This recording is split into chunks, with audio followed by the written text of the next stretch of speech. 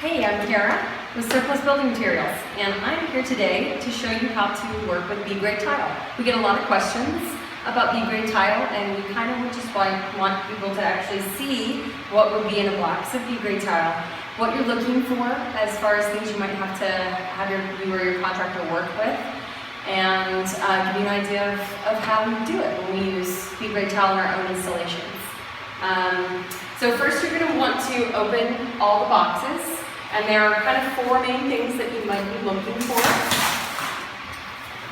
And the first one of those is chipped edges. So right around here, the edges, they get fragile sometimes going through the manufacturing process. So you might have a couple of chips. They're really hard to see, especially when you use the right grout. So generally speaking, chipping, you're going to use them, probably use them up against the wall. Underneath the sink and a closet, that kind of thing. So first I'm just going to start laying these out. Now as you see, I have opened 3 boxes. I have yet to find an actual flaw in these, and I'm being real. I'm actually trying so that I can show you what we're talking about.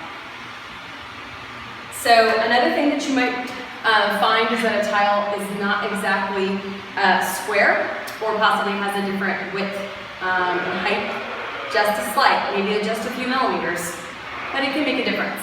So what we encourage our install teams to do when they find that is to fudge the grout widths just a little closer, a little farther, so that the pattern to the eye is still beautiful. And so you're just kind of making small adjustments in the grout, not big adjustments, just small ones to accommodate those different sizes.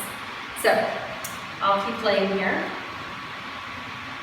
Another thing that you might want to look for, and it's not going to be as apparent in these types of tiles because there is a lot of color variation here and a lot of pattern variation, but you will want to look in most of your boxes, open a good amount, for any kind of major color discoloration.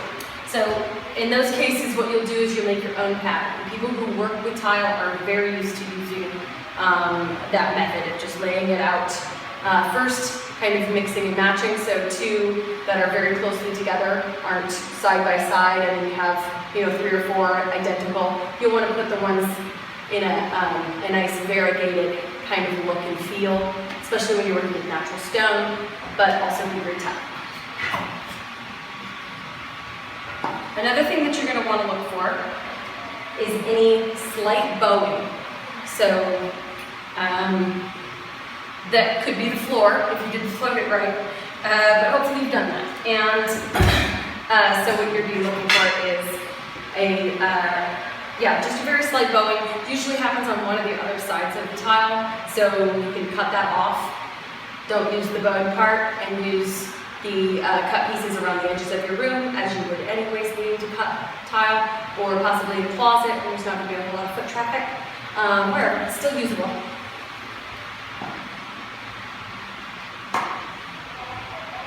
And the last thing that you'll really want to pay attention to is going to be broken tiles. When you do come across those in your boxes, and you will very occasionally, that is actually why we ask you to buy extra square footage, so you know that you've got extra when you do find the broken tiles. But in general, once again, our contractors use the broken tiles. They just cut them off and use them against the sides of the room, or wherever they will need to use a smaller tile. Closets, things like that. So right now, I have not found any chipped edges or bowing. This is not floating floor. But as you can see, everything is very nicely balanced.